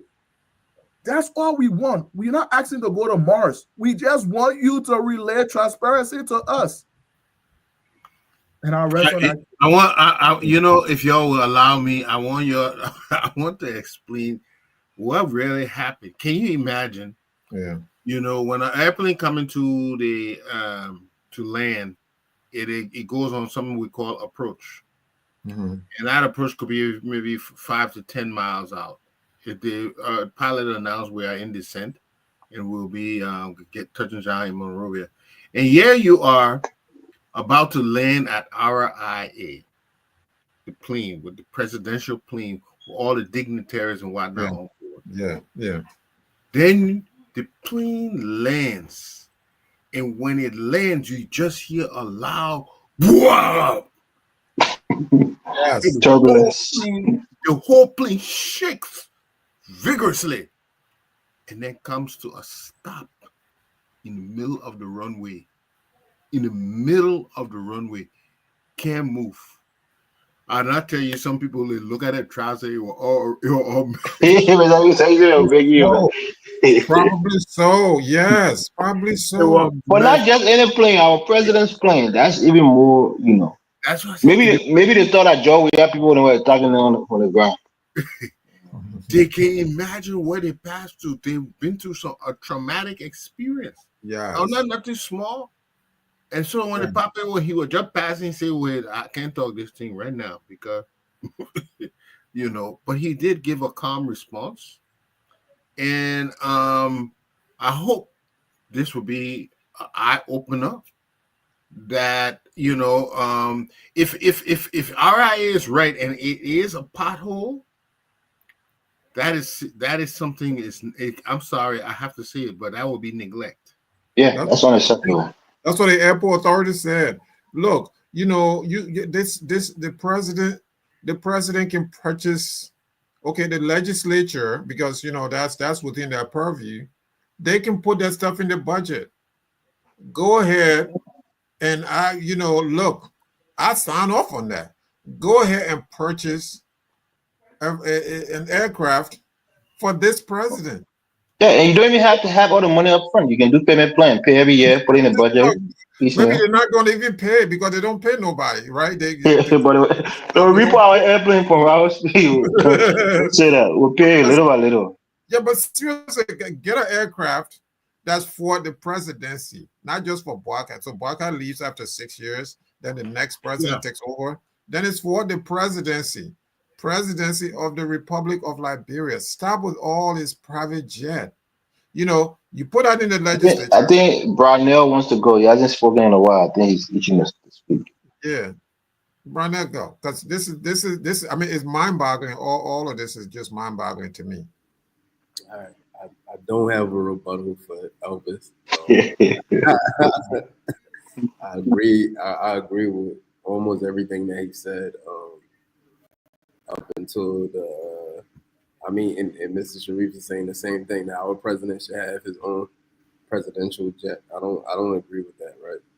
I will say that in reading the BBC article, it said that it was the landing gear that malfunctioned upon approach. And I know we got two stories that came out yesterday when this incident occurred, but I feel safer going with the BBC story than the RIA story.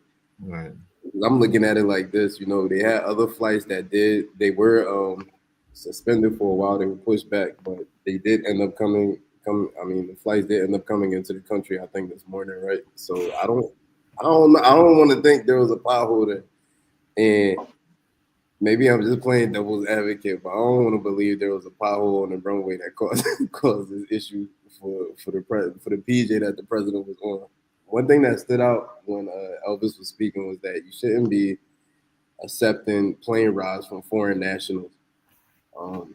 If it's another statesman, like let's say if it's someone in the government of Nigeria, and Nigeria is sending their plane for you to come into the country, then I understand it. But we don't even know who the plane belongs to, right? And I'm sure the president doesn't know the age of the plane. Whether the age plays a role in it, I'm not sure, because you can have a private jet and maybe you only fly your private jet once or twice a year and you're not putting a whole bunch of miles on it or a whole bunch of hours on it. I don't know how that works. So it could be an old plane with low usage, but the current user is using it almost every other week. So maybe that's why it's having malfunction. And, it's funny, but I honestly believe that these people just don't know. You know what I'm saying? Like, I don't think there's anyone on that team saying, hey, we got to get this plane that we borrow maintenance. I don't think they're thinking like that, right? And I don't think they're having discussions like, hey, countries with the same or less population than ours, they spend way more on their maintenance than we do. Or I don't think they're going back to look at the scores that we received in 2022 when I think the airport was rated at like 20% when the benchmark was supposed to be 60%, right? There's all these things that we can see from the outside looking in because, we live different lives. But I think we're dealing with individuals who are just happy to be there. So when you get into the club that you weren't expecting to get into, the first thing on your mind isn't I should be maintenance in this plane that I borrowed that I'm using every other day, or what's going on at the airport, or I should make sure that I got the right expertise at the airport to make sure maintenance is actually a fact. That I just feel like no one's considering this. And I'm not saying that it's okay, but I think we need to be realistic as Liberians and just sit back and say, you know what? A lot of people in power aren't considering the things that we're looking at from the outside. And earlier, I don't know if it was with this question, but earlier Elvis said, you know, you can't bring in people. I think it's important for us to bring in people from outside for training purposes, for management purposes, just because we're used to different systems, right? Like not different, but we're used to being in the actual system. So if I'm used to being in the system and it's 1,000 or 10,000 me's that come over now, we have to work in a certain field. The first thing we're going to be looking at is the lack of system and what we need to do to bring that system up to par. And I don't think that ever really happens here in Liberia. I think we just get a change of regime, people pass the torch off, and it is what it is. And we get all these little small stories in between where they're doing things, but there's no system implementation. There's not necessarily any policy change that can lead to sustainable, you know what I'm saying? Like change that's sustainable where we seeing a difference. Like we're going to the airport and we're like, oh, you know, things are different from the last time we were here. So I think it's important that we actually have systems created because they don't exist right now. Thank you. Yeah, I mean, look, you can cut down the fleet and the presidential fleet and invest into a presidential aircraft, right? Which is for the mobility of the president. I mean, some of these guys really, really do travel. I mean, if you monitor the Weah administration, he did a lot of useless travels himself. Can I come in real quick? What, like you say, useless travel? What are we traveling for? Like, why are we so heavily involved in things outside of our country when we haven't fixed anything at home yet? Even if we get $1 billion worth of funding coming in, it's not going to change anything because we haven't implemented systems at home that are sustainable.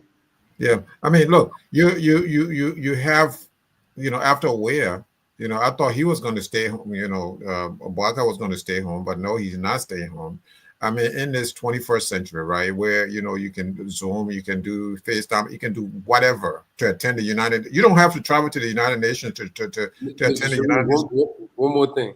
Yeah. Let me tell you something. One of my old heads told me when I was younger, right? Mm-hmm. He said, "You see all these people standing outside?" I said, "Yeah." So you know why they standing outside? I was like, I don't know. He said, you know why people get dressed and just like walk outside the house and all day they just hanging out? I said, I don't know. He said, because the house isn't comfortable. Liberia isn't comfortable. So any opportunity to leave, our government officials would jump at it. That's it. It's the same thing. Like when you back in Philly, you see some dad. This guy's always outside. He's always in front of the corner store. They aren't hustling. They aren't doing it. They're just there hanging out. Wow, because the house isn't comfortable. They need to stay out until they get extremely tired, until they're exhausted, so they can go back home and sleep without thinking about how the environment looks. Yeah, think about it. So, so we will wind down now. We just, we have about 5 minutes. So, in 5 minutes, just want us to wrap up with a minute and a half of closing comments. So, who wants to go first? If I don't have a volunteer, I will flip a coin. All right, I'll go. So, there's so many things lacking in our dear country, and what we need to do, we cannot build it in one day, but we need to do it gradually. So let's plan out our steps, so at least we can mark our progress as we go along. Okay. And if today we're supposed to meet the criteria of all schools will have teachers and we'll have seats for the children, let's be able to check that box off. But simply not having a guideline of what we want to achieve will make this thing difficult. We need to be guided by some blueprint that will make things better. And then as we progress, we check the boxes as we go. That way we can pass the baton to the next administration. Thank you, Jimmy. Russell. Yes, sir. Thanks for having me on the show today. I appreciate everyone and all the listeners as well. I think that it's a conversation that we're having right now, and we're not the first people to be having these conversations. So it's a learning moment for us, but I don't think that we should be, as a nation, as how old we are, to be learning the basic things, right? The basic ways on how to treat its citizens, how to do basic things, right? So with the issues that we discussed today, I mean, I'm pretty sure that in coming weeks we're going to discuss more issues that we should not be discussing because our leadership has failed us and our society has also failed us. And we have this older generation of leadership that some of them, they're passing down the right information for us to not for us to not walk into the footsteps of these corrupt leaders. But majority of the things that we see in our society does not equip us to be better leaders, as well as, we're quick to sell out, even if we have the right mindset and mentality to bring change. So I will encourage my young people today to take this moment to really learn about who we are, our history, so that we can be able to move forward, right? If you don't know where you are right now, you don't know where you've been, you won't know where your destination is. And I'll close with that. Yeah. Thank you so much. Thank you. George. Yeah. Once again, thanks for a great show.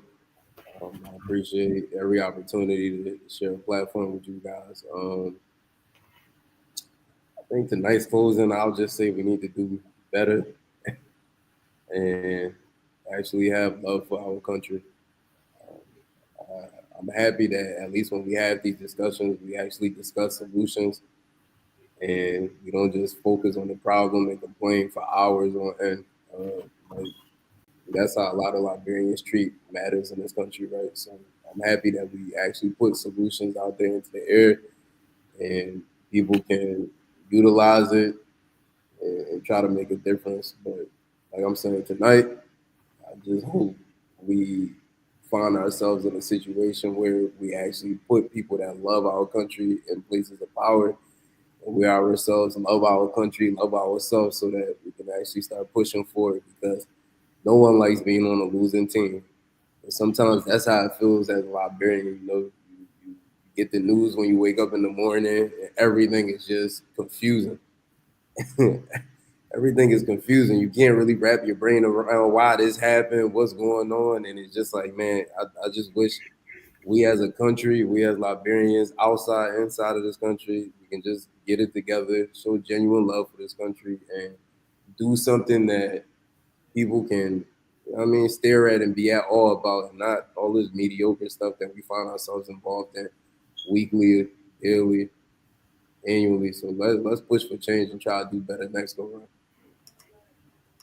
Thank you, gentlemen. Thank you so much for a great show. And to Glendy as well, I believe she's, she left early, but I want to thank her as well. Thank all the participants. Thanks our viewers for, tuning in. If it's Friday night, it's Friday night's debate here on Focus on Liberia. Join us next week, I believe same time or perhaps earlier or early. For another edition of Friday Night Debate. I wish you all well. We are all Liberians, regardless of what you think tonight. We've made some points. We've made our points, and it's up to the decision makers to adapt some of these issues, critical issues that we talked about. Unfortunately, that's not been done at the moment. But we hope that, one of these days that there will be listening ears. There will actually be people who watch. You don't just watch and say, oh, let them just say what they want to say, or they are haters. No, we're not haters. I mean, we're sitting here, for God's sake, I'm sitting here advocating for an aircraft, new aircraft, brand new aircraft for this president to have an apartment, 3-bedroom apartment up there, office, stuff, equip, food and stuff, because these guys can eat. I mean, so, I wouldn't need, I'm advocating for all of that. I'm serious. If they want me sign off on this, I can. So thank you. Can I say one more thing? The quickest way to get that aircraft, we all should sign the petition so that we can go ahead and audit these concessions and get the right thing. That's right. Yeah. So that we can buy as many planes for everybody can get an aircraft. Trust me. Yes. It is possible. Good night, gentlemen. Take care. We are Liberian.